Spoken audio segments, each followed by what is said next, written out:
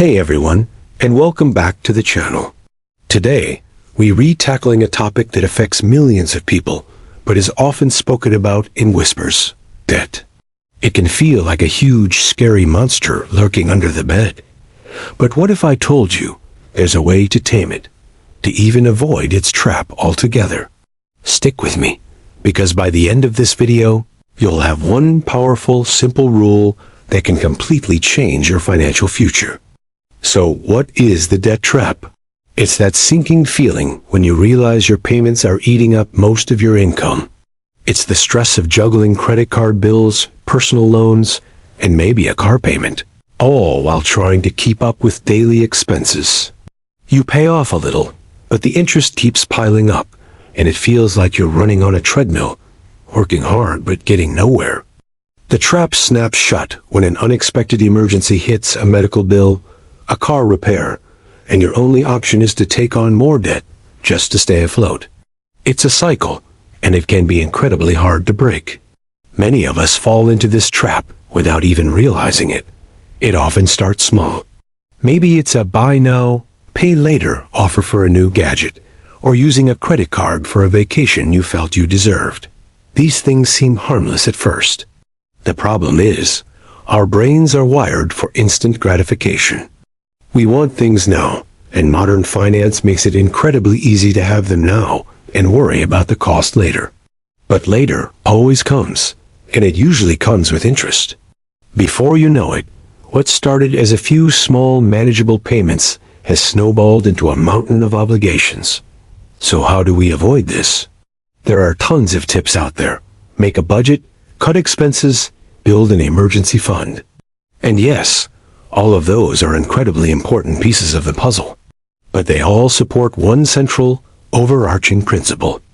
One key rule that, if you live by it, will act as your North Star, guiding you away from the debt trap for good. Here it is. Are you ready? The rule is, never finance a depreciating asset. Let me say that again. Never finance a depreciating asset. It sounds simple, almost too simple, but let's break down what it really means and why it's so powerful. First, what's a depreciating asset? It's anything you buy that loses value over time.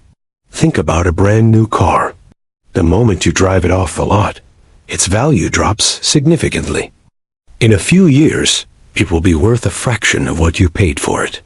Other examples include electronics like phones and laptops, furniture, trendy clothing, and even things like boats or RVs.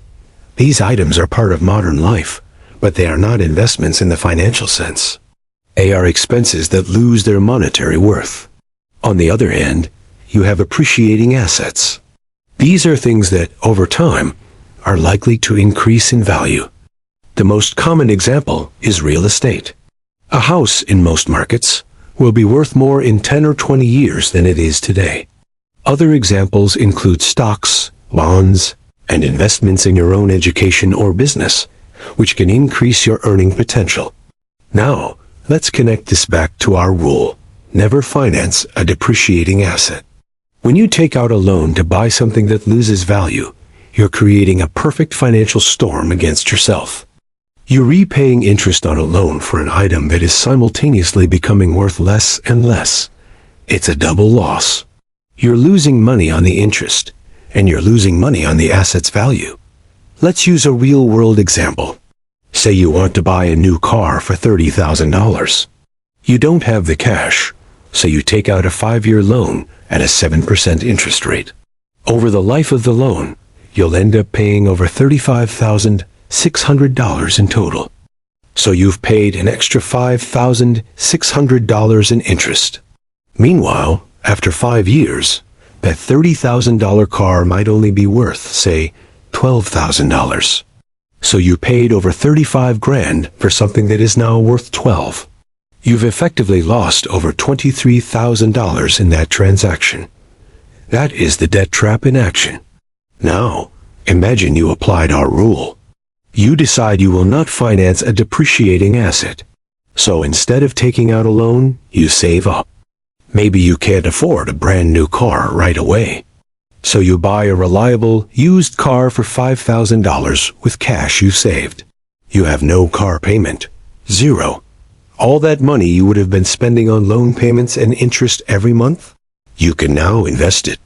You can put it into an S&P 500 index fund.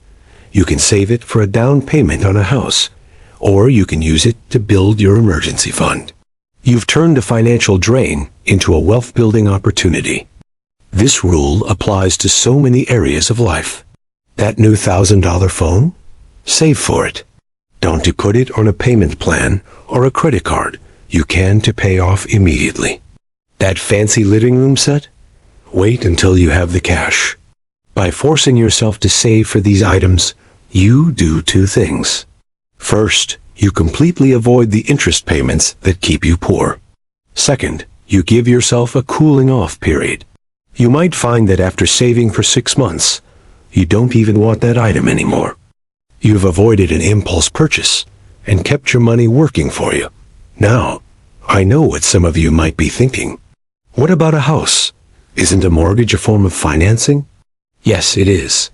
But a house is generally an appreciating asset.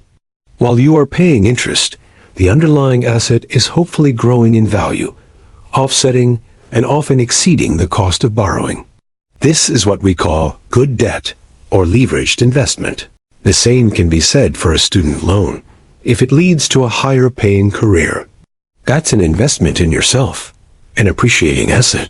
The rule is about avoiding financing things that go down in value. Let's be clear, living by this rule isn't always easy. It requires discipline and a shift in mindset. Our culture screams at us to have it all now. Your friends might be driving new cars and showing off the latest tech. It's easy to feel like you're falling behind. But what you don't see is their monthly payment statements.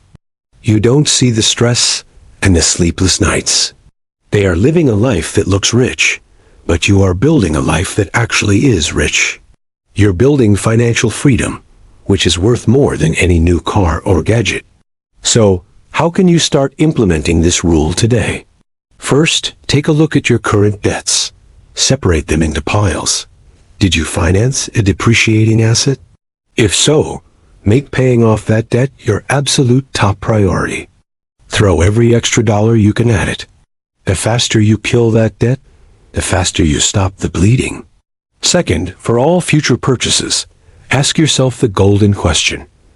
Is this an appreciating or depreciating asset? If it's depreciating, your default answer should be, I will pay cash. Start a savings fund for that specific item. Be patient. Delaying gratification is a superpower in the world of personal finance. Third, change your perspective on stuff. Possessions don't equal happiness or success. Financial security, freedom, and peace of mind are the real goals. When you stop trying to impress others with things you can't afford, a huge weight is lifted off your shoulders. This one rule, never finance a depreciating asset, is your shield against the debt trap. It's not a magic trick, and it requires effort. But it's a principle that, if followed consistently, will put you on the path to building real, sustainable wealth. It will allow you to sleep at night, knowing you are in control of your money, not the other way around. It's about playing the long game and winning. Thank you so much for watching today. I hope this simple rule gives you a new lens through which to view your financial decisions. If you found this helpful, please give this video a thumbs up and consider subscribing for more content on building a financially free life. Let me know in the comments what you think of this rule, or if you have any other tips for avoiding debt. See you in the next video.